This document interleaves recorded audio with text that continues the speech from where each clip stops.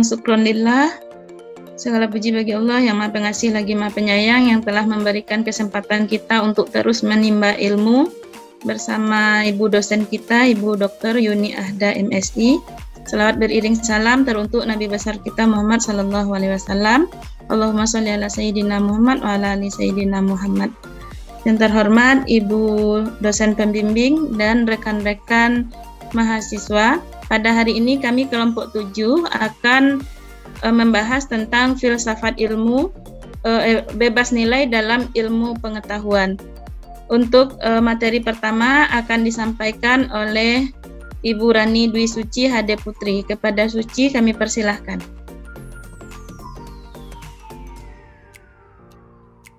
Baik, Assalamualaikum warahmatullahi wabarakatuh. Waalaikumsalam. Terima kasih atas kesempatannya moderator. Di sini kita akan membahas tentang bebas nilai dalam ilmu pengetahuan.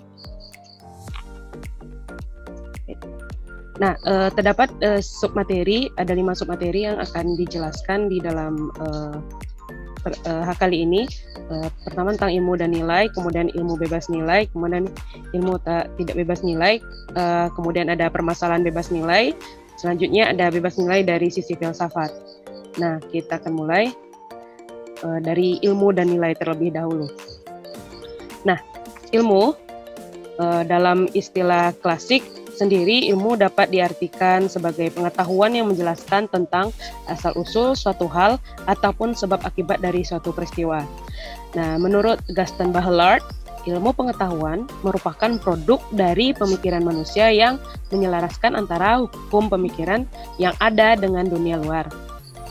Nah, begitu juga menurut Carl Nelson yang mengemukakan beberapa ciri tentang ilmu.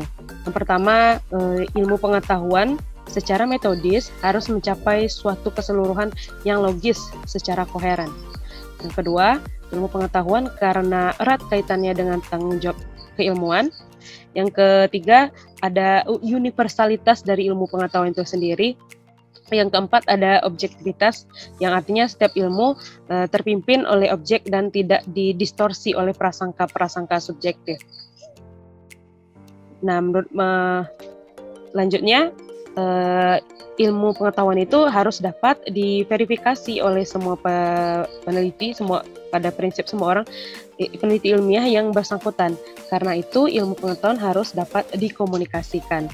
Kemudian cirinya ada progresivitas, artinya suatu jawaban ilmiah baru bersifat ilmiah bila mengandung pertanyaan-pertanyaan baru dan menimbulkan problem-problem baru lagi. Yang kemudian ciri ilmu itu ada kritis, tidak ada teori ilmiah yang definitif. Yang kedelapan, ada ilmu pengetahuan harus dapat digunakan sebagai perwujudan antara teori dan praktis. Nah, kita lanjutnya ke nilai. Dalam filsafat, nilai tersebut sebagai philosophy of life, mempelajari nilai-nilai yang ada dalam kehidupan dan berfungsi sebagai pengontrol terhadap keilmuan manusia. Nah, teori nilai ini berfungsi mirip dengan seperti agama, seperti itu ya. Ini pemisah pengandaiannya dengan agama yang menjadi pedoman kehidupan manusia. Nah, dalam teori nilai ini terkandung tujuan bagaimana manusia mengalami kehidupan dan memberi makna terhadap kehidupan ini. Nah, nilai bukan sesuatu yang tidak eksis, sesuatu yang sungguh-sungguh berupa kenyataan. Nah, terkadang bersembunyi di balik kenyataan yang tampak. Nah, nilai ini tidak tergantung pada kenyataan-kenyataan lain, atau bisa kita katakan mutlak dan tidak pernah mengalami perubahan. Nah, pembawa nilai ini yang biasanya berubah seperti itu. Kemudian menurut Zaini, tahun 2017, kata nilai memiliki beberapa arti. Dalam kamus filsafat dijelaskan bahwa nilai memiliki pengertian pertama itu harkat, yaitu kualitas suatu hal yang menjadi hal itu dapat disukai, diinginkan, dan berguna. Dan kemudian ada keistimewaan, yaitu apa yang dihargai, dinilai tinggi, atau dihargai sebagai suatu kebaikan. Nah, yang kemudian ada unsur ekonominya di situ, ada ilmu ekonomi, yaitu yang bergelut dengan kegunaan dan nilai tukar benda-benda material. Nah, dalam Encyclopedia of Philosophy, sebagaimana yang dikutip oleh Amsal Bakhtiar, dijelaskan bahwa nilai value, bahasa Inggrisnya value atau valuation, dibagi kepada 3 bentuk, yaitu yang pertama, nilai digunakan sebagai kata benda abstrak. Nah, dalam pengertian yang lebih sempit seperti baik, menarik, bagus. Nah, sedangkan dalam pengertian yang lebih luas, itu mencakup sebagai tambahan segala bentuk keajaiban, kebenaran, dan kesucian. Kemudian, nilai digunakan sebagai kata benda konkret. Nah, contohnya ketika kita berkata sebuah nilai atau nilai-nilai, seringkali dipakai untuk merujuk kepada sesuatu yang bernilai. Seperti ada penilaian, menilai seseorang, nilai seseorang, nilai dia, seperti itu. Dan kemudian ada nilai juga digunakan sebagai kata kerja. Nah, dalam ekspresi menilai, memberi nilai dan dinilai, menilai umumnya sinonim dengan evaluasi ketika hal tersebut secara aktif digunakan untuk menilai perbuatan. Nah, yang selanjutnya kita akan masuk ke submateri kedua mengenai ilmu bebas nilai. Nah, bebas nilai. Ilmu bebas nilai dalam bahasa Inggris sering disebut dengan value free, yang menyatakan bahwa ilmu dan teknologi adalah bersifat otonom. Nah, ilmu secara otonom ini tidak memiliki keterkaitan sama sekali dengan nilai. Nah, bebas nilai berarti semua kegiatan yang terkait dengan penyelidikan ilmiah itu harus disandarkan pada hakikat ilmu itu sendiri. Nah, ilmu bebas nilai menolak campur tangan faktor eksternal yang tidak secara hakiki menentukan ilmu itu sendiri. Dan selanjutnya, menurut Joseph Situmorang, menyatakan bahwa sekurang-kurangnya ada 3 faktor sebagai indikator bahwa ilmu itu bebas nilai. Nah, pertama, ilmu itu harus bebas dari pengendalian nilai. Maksudnya di sini adalah bahwa ilmu harus bebas dari pengaruh eksternal seperti faktor-faktor ideologis, religius, kultur, atau sosial, dan faktor lainnya. Nah, yang kedua diperlukan adanya kebebasan usaha ilmiah agar keotonoman ilmu ini terjamin. Nah, kebebasan di sini menyangkut kemungkinan yang tersedia dan dari penentuan sendiri. Oke. Yang ketiga, ada penelitian ilmiah bebas nilai ini tidak luput dari pertimbangan etis yang sering dituding menghambat kemajuan ilmu karena nilai etis sendiri itu bersifat universal. Nah, dalam pandangan ilmu yang bebas nilai ini, eksplorasi alam tanpa batas dapat dibenarkan. Nah, karena hal tersebut untuk kepentingan ilmu itu sendiri, yang terkadang hal tersebut dapat merugikan lingkungan. Nah, dalam ilmu bebas nilai ini, nilai tujuan dari ilmu itu ya untuk ilmu itu sendiri. Nah, ini ada seperti seseorang yang mendukung prinsip bebas nilai dari ilmu pengetahuan akan melakukan kegiatan ilmiah berdasarkan nilai yang khusus diwujudkan untuk ilmu pengetahuan itu sendiri, karena kebenaran dijunjung tinggi sebagai nilai, maka kebenaran itu dikejar secara murni dan hal-hal lain itu dikesampingkan seperti itu. Nah, yang selanjutnya poin ketiga, ada ilmu tidak bebas nilai. Oke. Ilmu tidak bebas nilai adalah ilmu yang atau kita kenal dengan sebutan dalam bahasa Inggrisnya value bound, yang memandang bahwa ilmu itu selalu terikat dengan nilai dan harus dikembangkan dengan mempertimbangkan aspek nilai. Nah, perkembangan nilai tidak lepas dari nilai-nilai ekonomis, sosial, religius, dan nilai-nilai lainnya. Nah, menurut salah satu filsuf yaitu Jürgen Habermas, yang beliau berpendapat bahwa ilmu, sekalipun ilmu alam, tidak mungkin bebas nilai, karena setiap ilmu selalu ada kepentingan-kepentingan yang terkandung di dalamnya.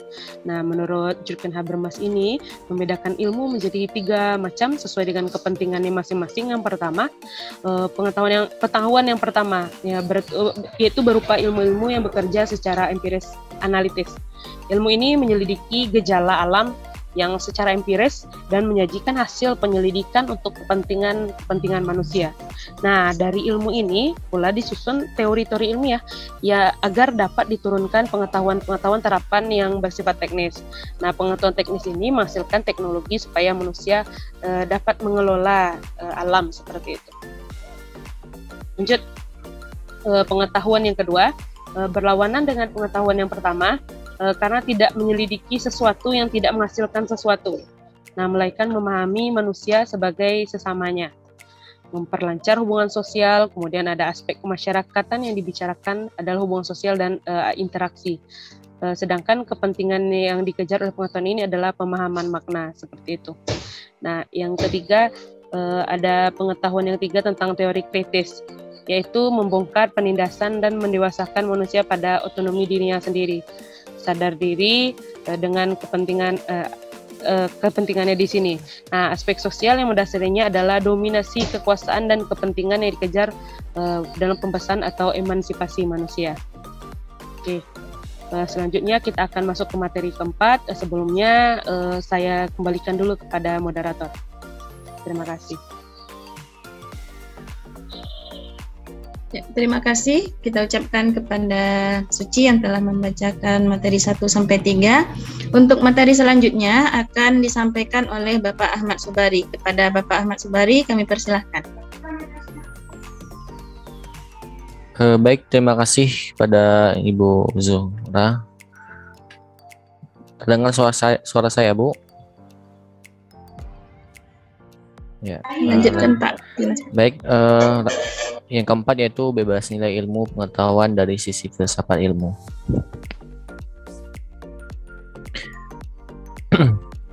Bidang garapan filsafat itu diarahkan pada komponen, yakni ada 3 penyangga yang menjadi dasar daripada eksistensi ilmu itu sendiri: ontologi, epistemologi, dan aksiologi. Nah, ontologi ini berbicara bagaimana apa yang dipelajari atau hakikat segala sesuatu yang ingin diketahui itu. Nah, epistemologi ini berkaitan dengan bagaimana mempelajari atau cara mendapatkan pengetahuan tersebut. Dan ontologi ya ini berkaitan dengan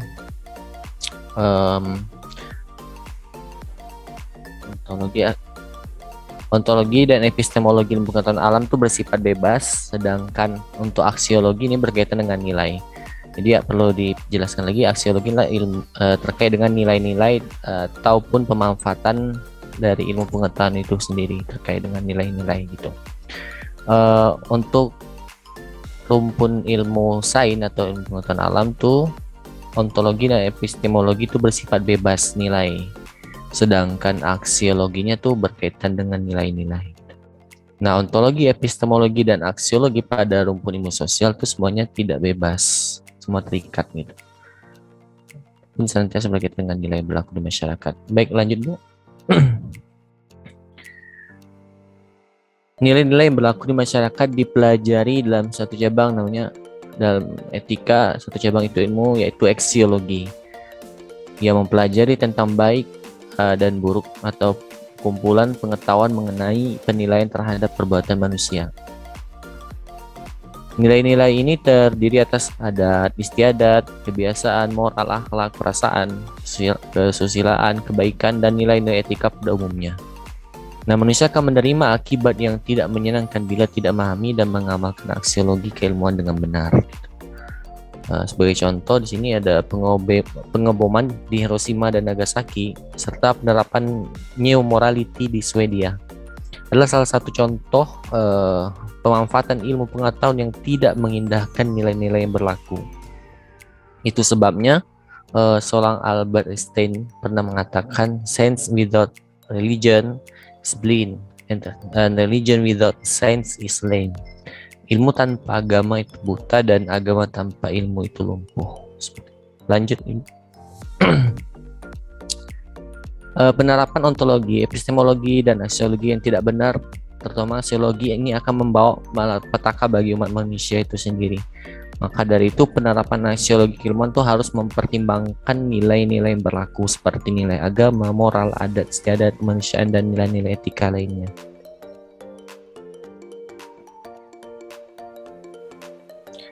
permasalahan terkait dengan bebas nilai ilmu pengetahuan.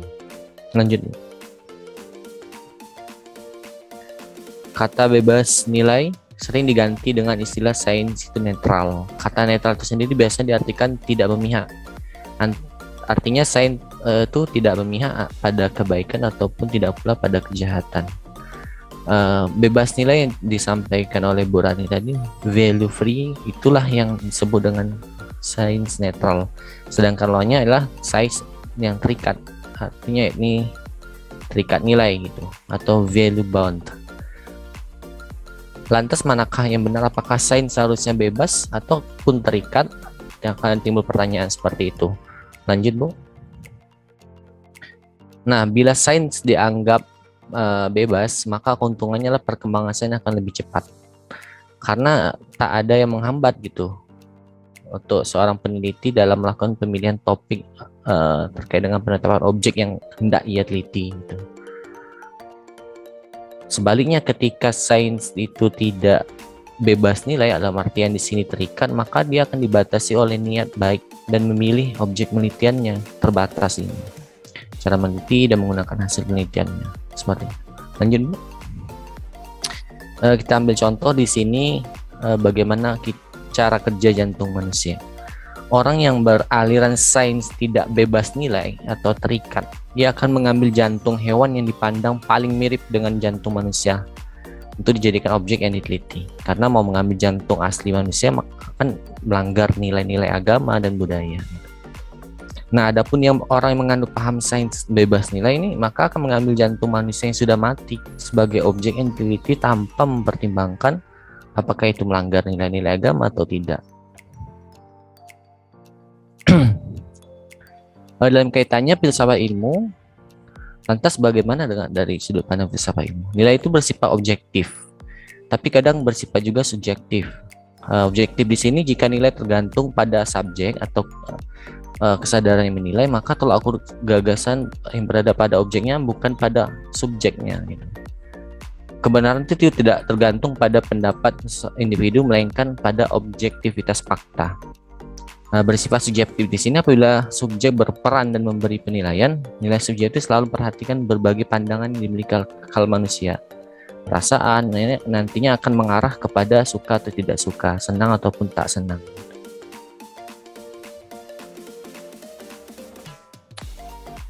Setiap pengetahuan tuh terkait dengan pengetahuan ilmiah punya 3 dasar yang disampaikan tadi, ontologi, epistemologi, aksiologi. Lanjut Bu, langsung.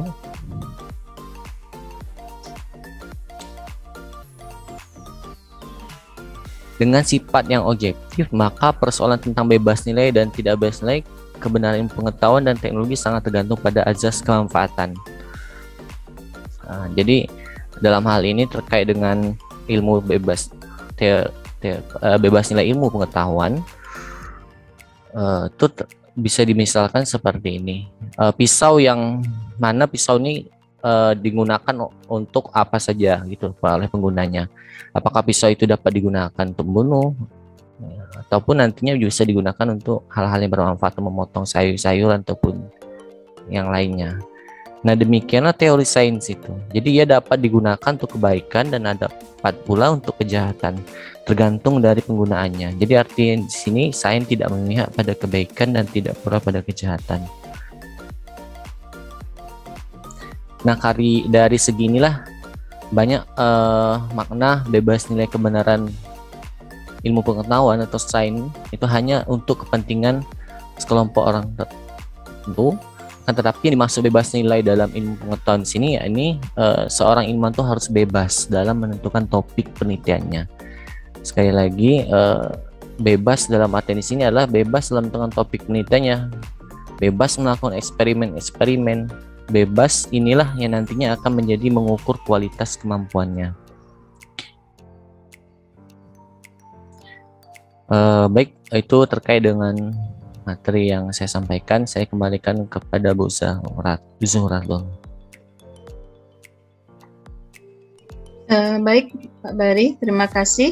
Untuk selanjutnya lanjut Ci, yang topik ke-6 itu Ci. Jalan keluar itu. Ya, saya sampaikan sedikit tentang jalan keluar mengatasi bebas nilai dalam ilmu pengetahuan. Next.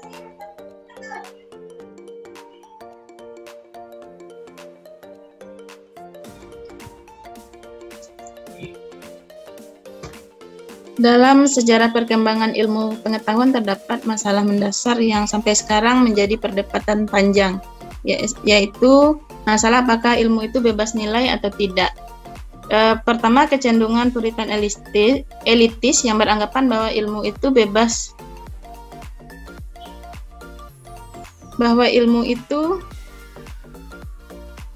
nilai, bergerak sendiri sesuai dengan hukum-hukumnya. Tujuan ilmu pengetahuan adalah untuk ilmu pengetahuan itu sendiri. Jika ilmu tunduk pada nilai-nilai di luar dirinya, maka tidak akan didapatkan kebenaran ilmiah objektif dan rasional. Ilmu pengetahuan tidak akan berkembang, ia hanya sekumpulan keyakinan-keyakinan tanpa didukung argumen yang objektif dan rasional. Yang kedua, kecenderungan pragmatis. Ilmu pengetahuan tidak hanya semata-mata mencari kebenaran, ilmu pengetahuan harus berguna untuk memecahkan persoalan hidup manusia. Kebenaran ilmiah tidak hanya logis, rasional, dan empiris, tapi juga pragmatis. Kebenaran tidak ada artinya kalau tidak berguna bagi manusia. Semboyan dasar dari sikap pragmatis ini adalah ilmu pengetahuan itu untuk manusia. Next.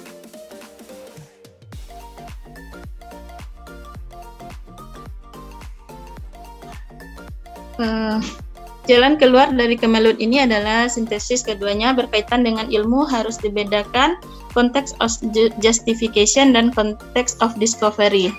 Nah, konteks of justification ini adalah konteks pengujian ilmiah terhadap hasil penelitian ilmiah atau kegiatan ilmiah.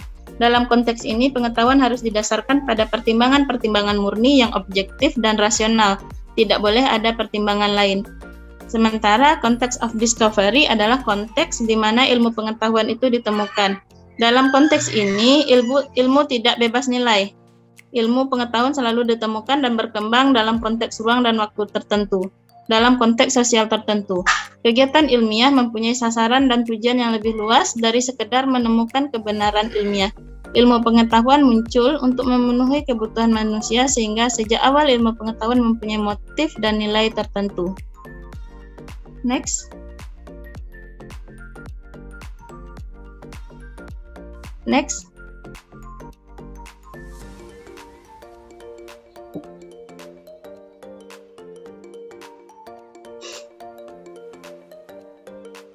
Ini mungkin sudah disampaikan di awal tadi, bahwasanya ada dua jalan keluar. Yang pertama konteks of discovery dan konteks of justifikasi. Next, Ci. Lanjut. Ini juga sudah disampaikan.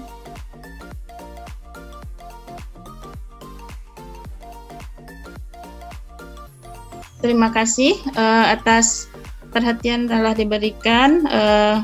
Demikianlah hasil presentasi dari kelompok 7. Selanjutnya kita akan buka sesi kritik, saran, dan tambahan. Kepada Bapak dan Ibu dipersilahkan untuk memberikan kritik, saran, dan tambahan pada presentasi kami hari ini.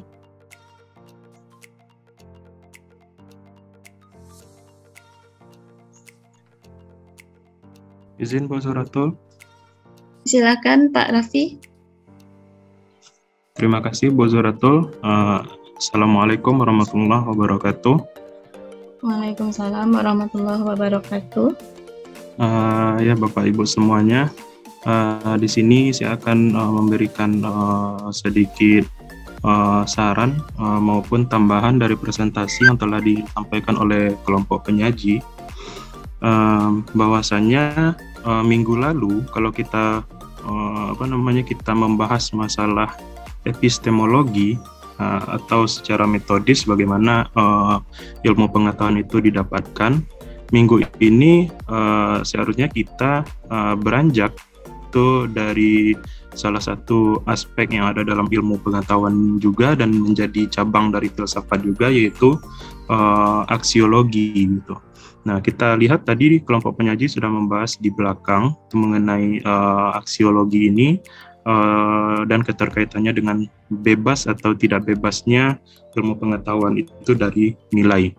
Nah, namun sebaiknya itu dibahas di depan, bahwasanya keterkaitan aksiologi itu dengan bebas atau tidak bebasnya ilmu pengetahuan dengan nilai itu bagaimana gitu. Seringkali kita melihat bahwasanya seperti yang dibahas kelompok penyaji juga, ilmu pengetahuan itu nantinya bermanfaat atau tidaknya bagi manusia itu setelah ilmu pengetahuan itu ada. Karena kita menafsirkan bahwasanya aksiologi itu terdiri kata aksi dan logi gitu, artinya kalau dalam bahasa Inggris action gitu. Jadi bagaimana tindakan manusia setelah ilmu itu ada. Tetapi kita tidak pernah menganalisis bahwasanya aksiologi itu ditulis dengan huruf X gitu. Jadi aksis gitu kan. Kalau aksis itu kan berarti adalah sumbu. Nah, jadi intisari dari perkembangan ilmu itu sebenarnya apakah sudah bermanfaat atau tidak bagi manusia. Jadi bukan setelah manusia memanfaatkannya, tetapi intisari dari perkembangan ilmu itu apakah sudah ada manfaat bagi manusianya, apakah memberi kesejahteraan atau memberi kesengsaraan. Nah, jadi itu yang pertama. Penerjemahan kita terkait dengan aksiologi ini sendiri begitu. Kalau dalam bahasa Latin, aksis itu kan sumbu artinya. Nah, kemudian yang kedua terkait dengan nilai, kelompok penyaji belum menyampaikan bahwasanya bagaimana keterkaitan antara ilmu pengetahuan itu dengan nilai sebenarnya. Nah, nilai dalam artian kita selama ini kan adalah sesuatu hal yang bersifat abstrak yang mengatur kehidupan manusia dan membuat manusia bisa memaknai kehidupannya begitu. Nah, bagaimana keterkaitannya itu tentunya bisa kita lihat dari paradigma gitu kan. Paradigma yang berpandangan bahwasanya ilmu pengetahuan ini bebas nilai atau value free tadi, dan ilmu yang tidak bebas nilai atau value bond tadi.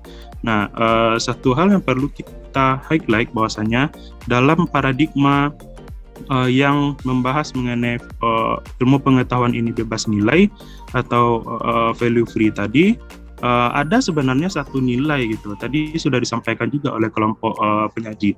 Jadi apakah ini tidak total mengecualikan nilai-nilai yang sudah ada atau bagaimana? Karena ada satu nilai khusus sebenarnya, bahwasanya ilmu pengetahuan selalu mencari kebenaran.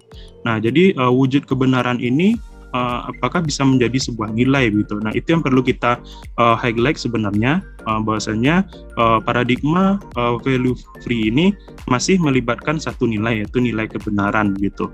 Nah, kalau value bond itu sudah jelas bahwasanya ilmu pengetahuan ini berkaitan dengan nilai. Jadi perkembangannya selalu memperhatikan nilai-nilai baik itu sosial, moral, agama, budaya, lingkungan, ekonomi, dan lain-lain gitu.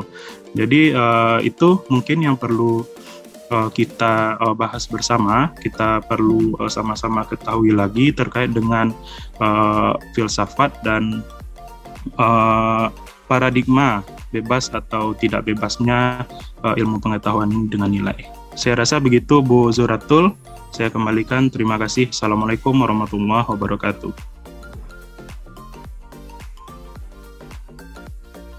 Waalaikumsalam warahmatullahi wabarakatuh. Terima kasih kami ucapkan kepada Pak Raffi. Mungkin ini nanti akan menjadi bahan diskusi lebih lanjut bagi kami di kelompok 7. Baik, ada saran tambahan serta kritik kami persilahkan sebelum kita masuk pada sesi tanya jawab.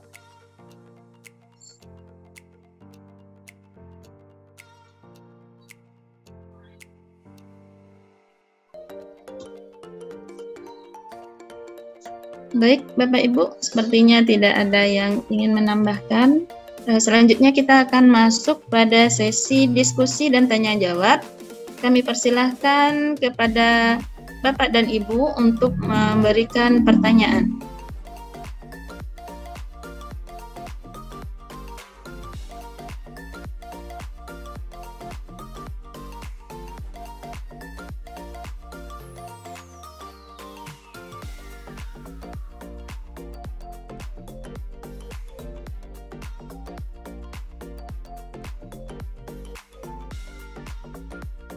Sekali lagi, kami persilahkan kepada Bapak dan Ibu untuk memberikan pertanyaan terkait dengan tema kita hari ini, yaitu bebas nilai dalam ilmu pengetahuan.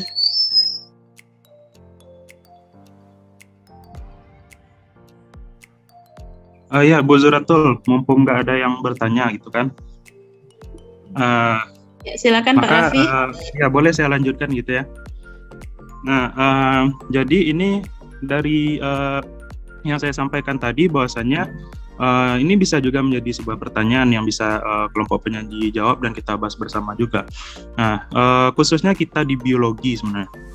Sering kita waktu kuliah itu dipertanyakan oleh teman-teman atau rekan-rekan dari bidang ilmu lain gitu. Ini anak biologi kerjaannya apa sih?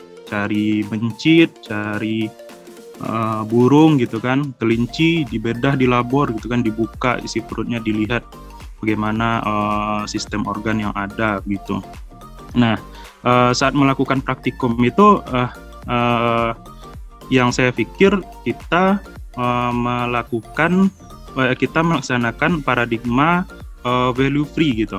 Jadi kita tidak memikirkan kita ini bedah hewan gitu kan, yang mungkin menurut orang lain itu kasihan gitu kan, dan mengira bahwasanya anak biologi itu kejam gitu kan. Nah, tetapi kalau kita tidak tahu gitu kan, kalau kita tidak melakukan itu, kita tidak tahu sebenarnya bagaimana sistem pencernaan dari kelinci gitu. Kita nggak tahu kolonnya gimana gitu. Dan kita nggak tahu juga bahwasanya sebelum lambungnya burung itu ada tembolok juga gitu kan. Nah, itu kita sudah lakukan. Nah, tadi di kelompok penyaji juga disajikan bahwasanya sebenarnya ada nilai khusus yang dikejar oleh seseorang untuk melihat bagaimana ilmu pengetahuan itu berkembang, yaitu adanya kebenaran. Nah, yang menjadi pertanyaan saya, apakah value free ini bebas dari segala nilai atau ada pengecualiannya tadi, ada tadi nilai kebenaran itu. Nah, apakah itu sesuatu hal yang khusus yang harus dimiliki oleh value free begitu? Atau penafsirannya menurut kelompok penyaji itu ya kebenaran itu nggak dihitung sebagai nilai, ya bebas dari segala nilai begitu. Nah, itu yang masih kita ragukan juga. Itu kelompok penyaji, saya kembalikan. Baik, terima kasih atas pertanyaannya Pak Raffi. Jadi rangkum oleh Bu Rani di sini. Pertanyaan Pak Raffi, apakah ilmu itu memang benar-benar bebas dari segala nilai? Ilmu bebas nilai itu apakah bebas dari segala nilai atau ada nilai khusus seperti nilai kebenaran yang dijadikan sebagai pengecualian? Baik, kami masih membuka pertanyaan. Dipersilahkan kepada ibu-ibu atau bapak-bapak untuk memberikan pertanyaan. Izin pertanyaan Bu Nuratul. Silahkan Pak Tommy. Baik, bismillahirrahmanirrahim. Assalamualaikum warahmatullahi wabarakatuh. Sebenarnya terima kasih atas kesempatannya diberikan kepada saya untuk bertanya. Sini saya akan bertanya tentang kita hari ini tentang ilmu bebas nilai. Nah, saya bagaimana kita menghubungkan antara ilmu pengetahuan dan ilmu pengetahuan yang bebas nilai, dan bagaimana keterkaitannya dengan munculnya berbagai macam teori, baik itu postulat hukum yang menyangkut tentang kebenaran itu sendiri. Tapi faktanya itu masih dipertentangkan atau dipertanyakan. Ya, terima kasih Bu Suratul. Assalamualaikum warahmatullahi wabarakatuh. Baik, terima kasih Pak Tommy atas pertanyaannya. Silakan satu orang penanya lagi. Izin Bu Suratul. Silakan Bu Eka. Terima kasih. Tadi dalam slide penyaji ada disampaikan bahwa ilmu secara otonom tidak memiliki karakteristik sama sekali dengan nilai. Tolong beri penjelasan tentang pernyataan tersebut. Kemudian yang kedua, ada sumber lain mengatakan ilmu dan moral gitu. Nah, apakah sama dengan nilai yang dibahas pada materi kali ini, Bu Zuratul? Terima kasih, Bu Zuratul. Baik, terima kasih kepada Bu Eka. Alhamdulillah sudah terkumpul 3 pertanyaan untuk kita diskusikan pada pagi hari ini. Izinkan kami kelompok 7 untuk berdiskusi sebentar. Atau dari Bu Rani atau Pak Bari sudah ada yang bisa dijawab pertanyaannya?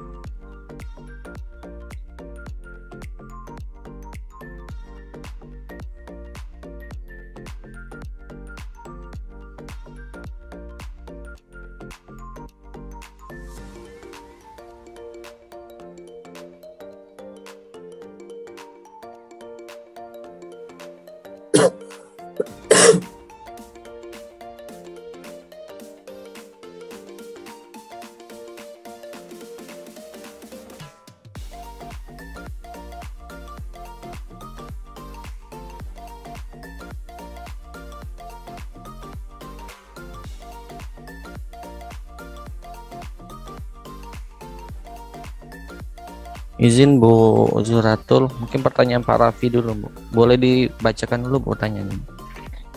Iya, terima kasih. Untuk pertanyaan Pak Raffi, apakah bebas nilai ini benar-benar bebas dari segala nilai? Atau ada nilai khusus seperti nilai kebenaran yang diajukan pengecualian? Tadi beliau Pak Raffi menyampaikan tentang kita anak biologi yang melaksanakan praktikum bagi orang-orang yang tidak biologi ya, maka ini mengatakan bahwa kita tidak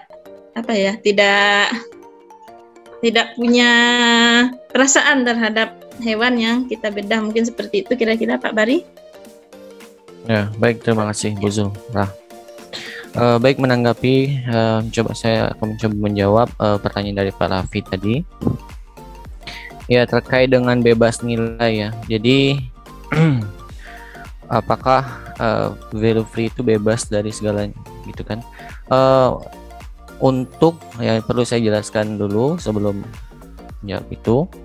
Jadi dalam paham sains bebas nilai itu, di sini yang maksud bebas di sini adalah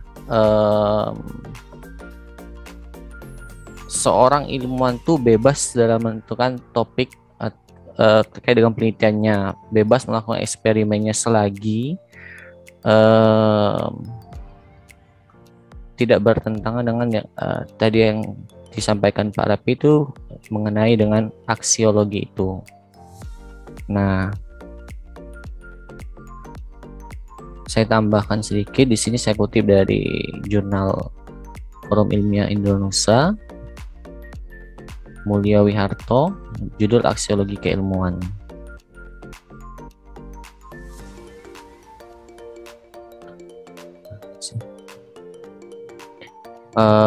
Saya jelaskan di sini.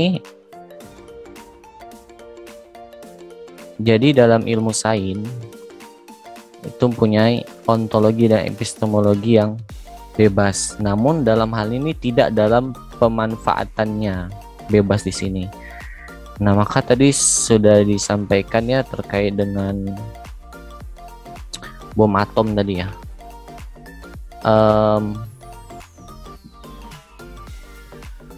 Untuk mempelajari unsur-unsur yang terkait dengan melalui cara untuk terkait dengan bom atom itu, orang kan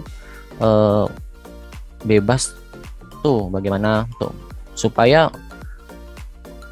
dengan bebasnya itu dapat orang nantinya akan kualitas kemampuannya itu dapat mengukur kualitas kemampuan itu sendiri. Karena kalau dalam dia bereksperimen tidak dibebaskan, maka kualitas dari ilmu itu sendiri maka akan dipandang rendah nilainya seperti itu. Jadi dalam untuk apakah posisinya sains itu ya untuk orang-orang sains ya meneliti saja gitu, namun segi dari pemanfaatannya dia tidak bebas gitu.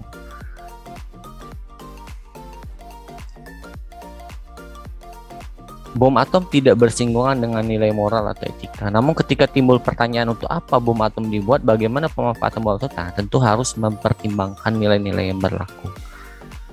Nah, jadi yang saya tekankan di sini adalah ketidakbebasan di sini adalah pemanfaatan dari ilmu pengetahuan itu sendiri, menyangkut dengan nilai yang berlaku nggak dia di masyarakat. Nah, tadi dijelaskan juga mencit ya. Kira-kira kalau dari mau ngambil mencit justru sebenarnya tidak terkesan menyiksa karena lebih ke azas kebermanfaatannya. Untuk apa kita belajarinya kan untuk, kecuali kalau diambil jantung manusia secara langsung tanpa, nah itu justru akan bertentangan dengan aksiologi gitu. Mungkin itu yang dapat saya tambahkan, Bu Zuhra. Baik Pak Bari, terima kasih atas jawabannya. Mungkin ada tambahan dari Suci? Ya, terima kasih moderator atas kesempatannya. Mungkin sedikit menambahkan juga mengenai pernyataan Pak Bari mengenai pertanyaan dari Bapak Raffi. Nah, tadi kan Pak Raffi juga bilang bahwa ilmu pengetahuan selalu mencari kebenaran, dan itu memang seperti itu, adanya seperti itu. Dan kalau kita lihat bahwa kalau kita pandang ilmu itu bebas nilai atau tidak bebas nilai, mungkin kalau kita segi dari kaji filsafatnya, bahwa filsafat itu tidak ada menyalahkan sesuatu atau tidak memadamkan api yang lain biar api yang ini hidup gitu, seperti itu. Tidak mematahkan ilmu A berkembang agar ilmu B tetap aman, seperti itu. Jadi diharapkan memang kebebasan yang diambil sesuai kata Pak Bari tadi itu mengenai topik atau bagaimana penelitian atau bagaimana ilmu itu dikembangkan. Nah, itu dari konsep bebas nilainya. Sedangkan kalau dihubungkan dengan konsep tidak bebas nilainya seperti itu mengenai azas kebermanfaatan dari ilmu itu berkembang, seperti itu. Contoh dari yang kita pelajari bahwa stem cell yang menggunakan embrionik seperti itu ya, itu kan kalau kita lihat dari dikaji kalau dari segi ilmu bebas nilai bahwa perkembangan dari bioteknologi yang seperti itu masih sangat akan berkembang. Tapi kalau kita lihat dari kaji azas kebermanfaatan atau dari segi etika atau moral, dari segi pandang, kalau kita memandang dari sudut pandang yang lain, itu tuh bertentangan, seperti itu. Jadi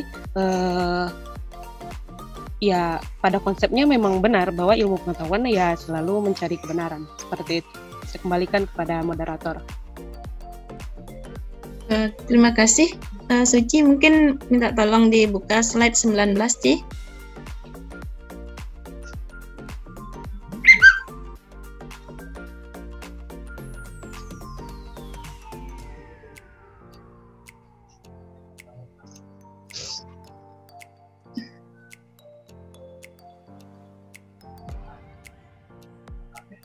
Nah, mungkin menambahkan sedikit seperti yang telah disampaikan oleh Suci dan Pak Bari tadi, bahwasanya di sini jika kita kaji dari sisi filsafat ilmu, maka ontologi dan epistemologi dari ilmu pengetahuan alam itu bersifat bebas nilai.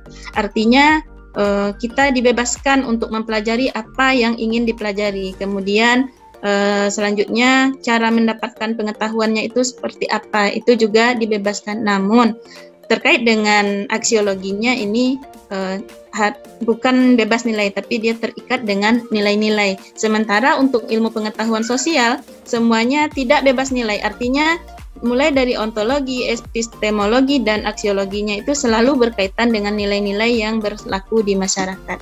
Mungkin itu saja tambahan dari kami. Jika ada Bapak Ibu yang ingin menambahkan pertanyaan dari Pak Raffi ini, kami persilahkan. Sebelum kami kembalikan ke Pak Raffi.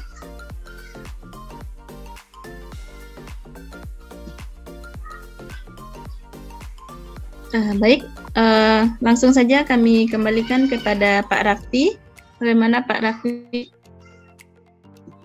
Ya, Bu Zuratul. Jadi begini, ya itu memang benar kalau ilmu itu tidak bebas nilai ketika kita ilmu itu ilmu itu tidak bebas nilai ketika kita sudah melihat pemanfaatannya gitu. Nah, tetapi yang menjadi fokus pertanyaan saya itu adalah perkembangan ilmunya. Nah, ketika perkembangan ilmu dan penyelidikan yang dilakukan pada ilmu tersebut, penelitian-penelitiannya begitu kan.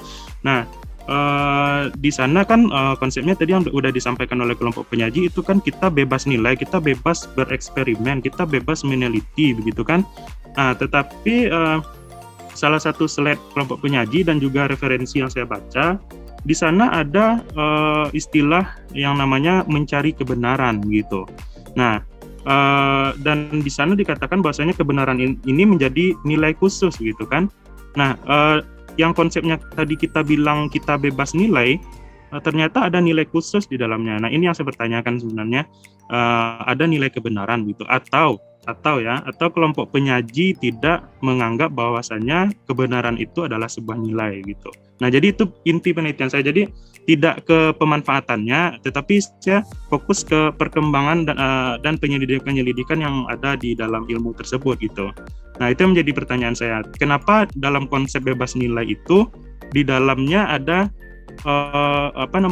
perlibatan atau dikaitkan dengan salah satu nilai khusus gitu. Kita bilang nih bebas nilai, tetapi ada nilai khusus yaitu nilai kebenaran di dalamnya. Nah, itu yang saya tanyakan sebenarnya gitu kan, kelompok penyaji. Baik, Pak Raffi, mungkin dari Rani atau Pak Bari? Izin sharing, moderator. Oke, silakan. Izin sharing juga Pak. Ini berdasarkan artikel juga yang saya baca bahwa ada nilai khusus, padahal sebenarnya ilmu itu memang dinilai bebas nilai, tidak ada nilai apapun yang menyangkut dengan ilmu ini, tapi ada nilai khusus seperti nilai kebenaran seperti itu. Nah, ini menurut saya tergantung sudut pandang dari orang memandang ilmu itu sebagai apa seperti itu. Nah, ilmu apakah kalau dikaitkan, kalau dari prinsip dari artikel yang mungkin yang Bapak baca dan yang kita pahami juga bahwa ilmu itu benar-benar bebas nilai, tapi memang ada satu hal yang terkait karena kan ada aturan juga yang mengatur sesuatu gitu seperti nilai kebenaran seperti itu. Nah, kembali ke konsep yang tadi bahwa ilmu itu memang selalu mencari kebenaran. Jadi kalau dari artikel yang dibaca, sebebas-bebas apapun suatu ilmu itu memang ada nilai kebenaran atau kebenaran yang menjadi pegangan dari ilmu bebas nilai tersebut. Menurut saya sih seperti itu. Kembalikan kepada moderator. Terima kasih Suci. Langsung saja saya kembalikan kepada Pak Raffi karena sepertinya Suci sudah mulai menjelaskan ya. Iya, terima kasih Bu Zaratul. Jadi dapat saya ambil kesimpulan di sini bahwasanya bebas nilai dengan ada pengecualian gitu ya Bu Zaratul ya. Ada nilai kebenaran yang kita jadikan pengecualian. Oke, terima kasih. Saya kembalikan. Ya, terima kasih Pak Raffi.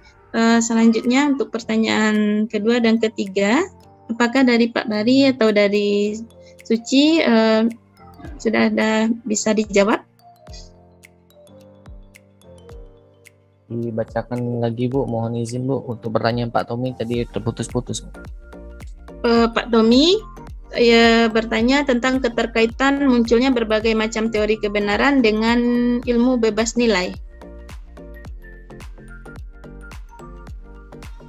Maaf Bu Zaratul, ada tinggal kayak pertama tadi. Ya. Yang kedua, silakan Pak Tommy ulangi lagi. Bagaimana hubungannya antara pengetahuan, ilmu dan ilmu pengetahuan yang bebas nilai tersebut?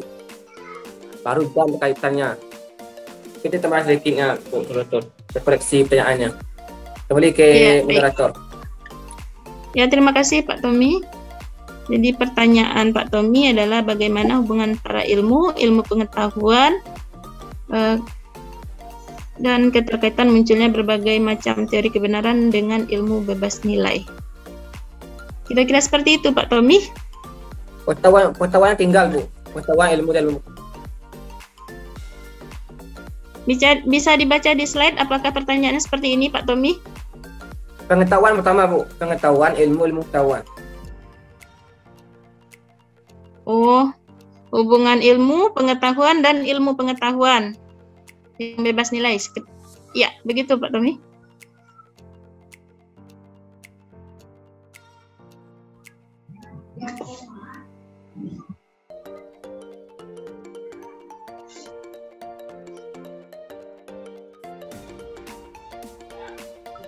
Moderator, mungkin izin menjawab pertanyaan ketiga, moderator.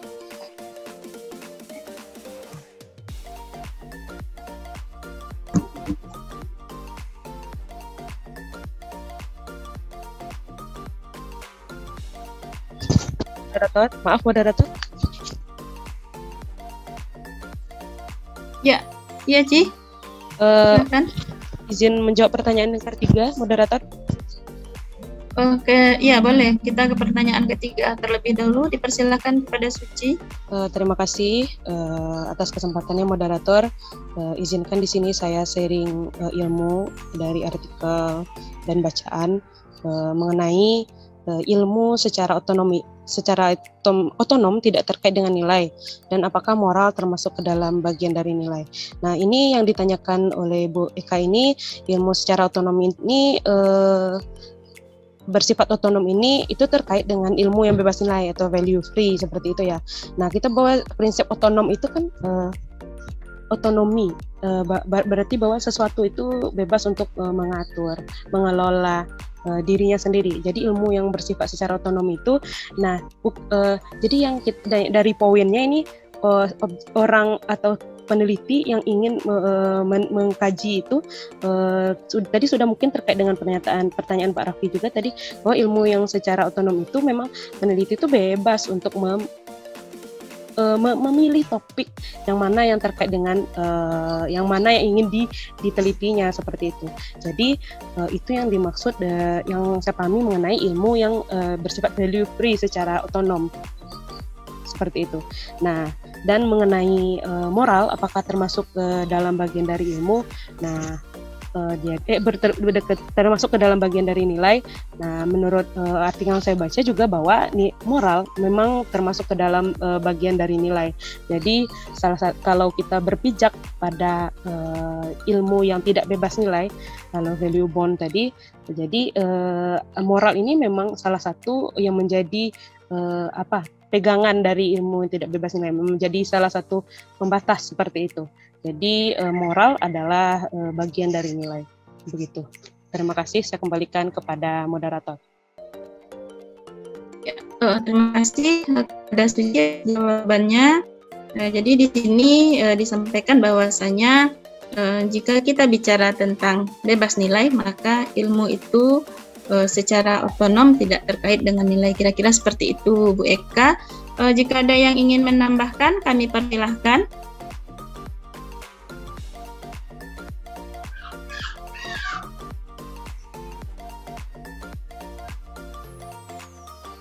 Ya, Bapak Ibu, apakah ada yang ingin menambahkan atau dari Pak Bari?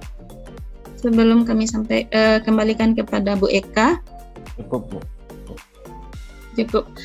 Terima kasih. Langsung saja kita kembalikan kepada Bu Eka. Apakah jawaban dari kelompok 7 tadi sudah menjawab pertanyaan yang Bu Eka sampaikan? Terima kasih Bu Zura atas jawaban rekan-rekan. Dikembalikan. Ya, terima kasih Bu Eka. Selanjutnya untuk pertanyaan kedua, Pak Bari, dipersilakan. Dari Pak Tommy tadi.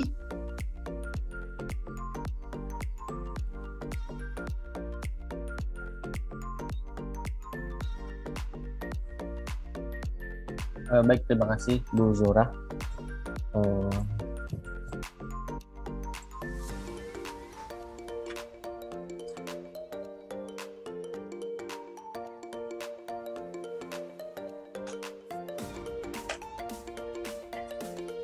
Pertanyaannya, bagaimana hubungan pengetahuan ilmu pengetahuan bebas nilai serta ketika muncul macam teori kebenaran dengan ilmu bebas nilai?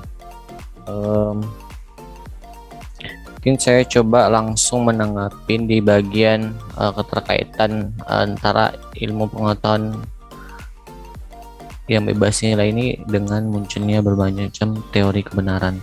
Sebenarnya kita kan udah kenal tuh kemarin pernah kita udah ulas ya sama Ibu kemarin di pertemuan ketiga tuh. Filsafat dan ilmu pengetahuan. Teori-teori kebenaran ada teori korespondensi, teori pragmatis, teori koherensi. Di mana filsafat sendiri kan lebih condong menjalankan kepada teori logika atau koherensi. Meskipun begitu, dikutip dari Immanuel Kant kan memberikan penjelasan bahwasanya kebenaran akan lengkap kalau ada kedua bukti itu digabungkan, satu padukan yang dikenal dengan yaitu metode ilmiah itu sendiri, menggabungkan bukti empiris dengan logika atau penjelasan ilmiah. Nah, terkait dengan hubungannya dengan ilmu bebas nilai,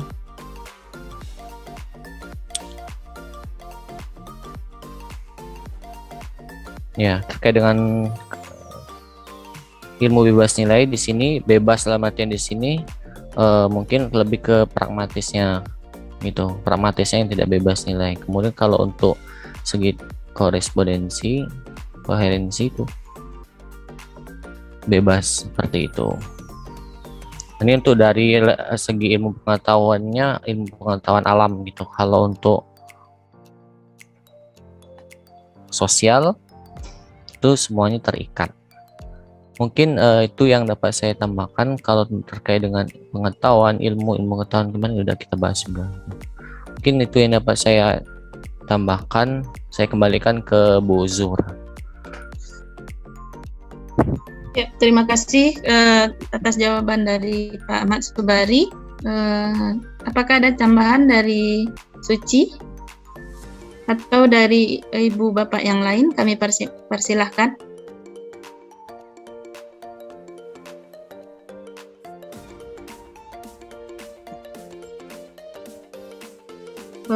Baik, langsung saja kepada Pak Tommy. Apakah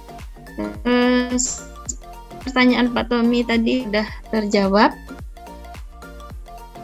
Baik, terima kasih atas jawaban dari Pak Wali tadi tentang kaitan antara berbagai macam teori kebenaran dengan ilmu bebas nilai. Tapi kan kedua saya ini tadi bagaimana menghubungkan antara pengetahuan, ilmu dan ilmu pengetahuan yang bebas nilai itu sendiri, Bu Soratul. Itu tanggapannya untuk yang kedua.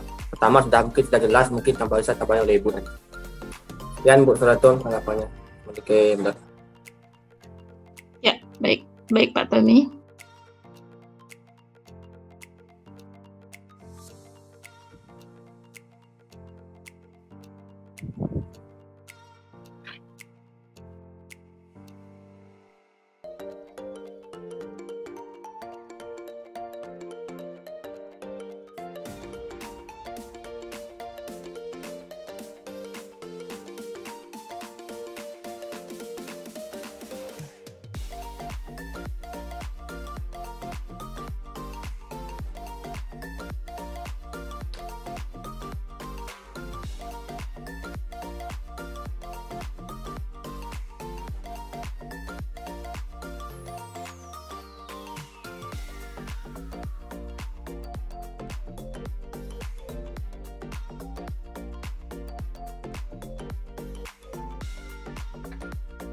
Mohon izin Bu Zura, mungkin bisa dilempar ke audiens dulu, Bu. Ya, ya kepada Bapak Ibu yang bisa memberikan ilmunya terkait dengan bagaimana hubungan pengetahuan, ilmu dan ilmu pengetahuan yang bebas nilai. Izin Bu Zuratul. Ya, silakan Pak Raffi. Oh ya, terima kasih Bu Zuratul. Terkait dengan pertanyaan Pak Tommy, hubungan pengetahuan, ilmu dan ilmu pengetahuan yang bebas nilai gitu. Sebenarnya saya agak kurang paham ya terkait dari pertanyaan Pak Tommy, kenapa mengkoma-komakan di antara pengetahuan, ilmu dan ilmu pengetahuan gitu. Nah, yang kita bicarakan dari tadi itu sebenarnya kan sudah pada level ilmu pengetahuan yang berkaitan dengan nilai gitu. kita kelompok penyaji sudah nggak bahas pengetahuan gitu kan. Kemudian ilmu, dan saya nggak tahu juga ya kenapa dipisahkan dengan ilmu pengetahuan, karena yang saya pahami juga kita berbicara itu tingkatannya mulai dari pengetahuan, kemudian jadi ilmu pengetahuan gitu kan. Ilmu pengetahuan yang berawal dari pengetahuan yang tidak terstruktur gitu, dan ketika dia sudah terstruktur, sistematis gitu kan, maka dia jadi ilmu pengetahuan gitu. Nah, sementara yang kita bahas hari ini adalah bagaimana ilmu pengetahuan itu apakah bebas atau tidak bebasnya dari nilai gitu. Nah, itu yang pertama. Nah, kalau keterkaitannya ya jelas tadi ya, kalau untuk pengetahuan dan ilmu ini saya nggak bisa jawab. Tapi kalau untuk ilmu pengetahuan ya jelas tadi kelompok penyaji bahwasanya sudah menjelaskan adanya value free dan adanya value bound gitu. Nah, terkait dengan teori, munculnya teori gitu kan. Nah, saya di sini nggak bisa menjelaskan teori kebenaran, tetapi teori-teori yang lain, maksudnya teori itu kan sesuatu yang masih bisa masih bisa terbantahkan, berbeda dengan hukum yang mungkin sudah mutlak itu kan. Bahkan ilmu pengetahuan pun nantinya karena semakin berkembang, yang semula kita kenal hari ini benar, mana tahu kedepannya itu tidak gitu. Nah, itu menurut pendapat saya terkait dari pernyataan Pak Tommy. Begitu, moderator, saya kembalikan. Ya, terima kasih Pak Raffi atas sharing ilmunya ya. Pak Tommy, kami kembalikan langsung Pak Tommy.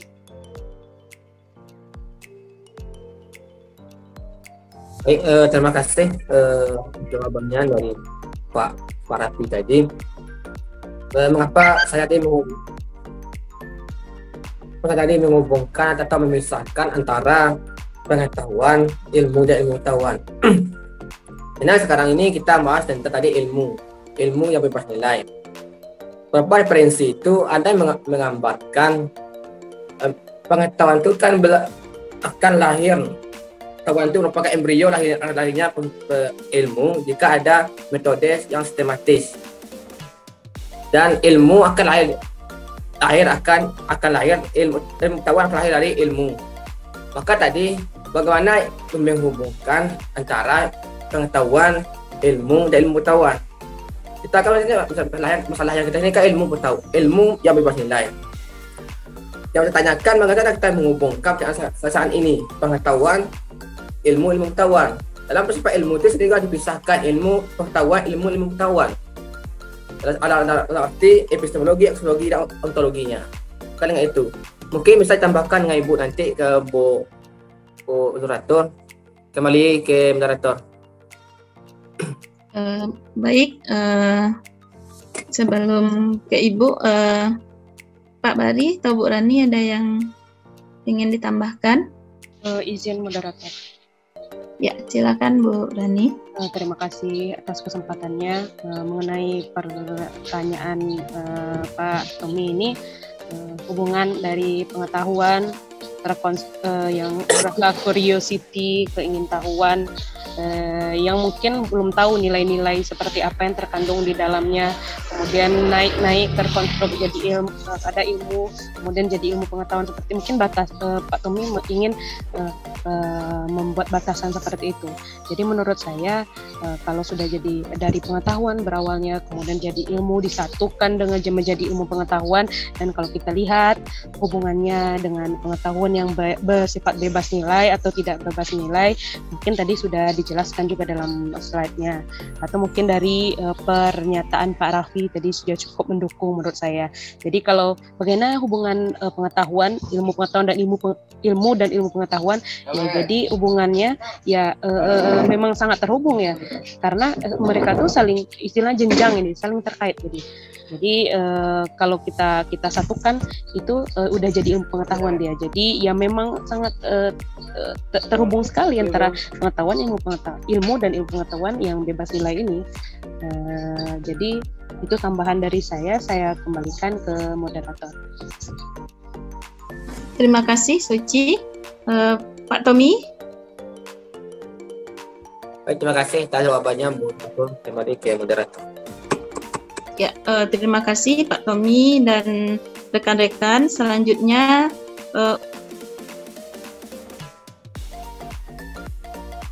untuk sesi berikutnya, maka kita akan mendengarkan penjelasan dari Ibu dosen kita kepada Ibu Dr. Yuni Ahda MSI. Kami persilahkan.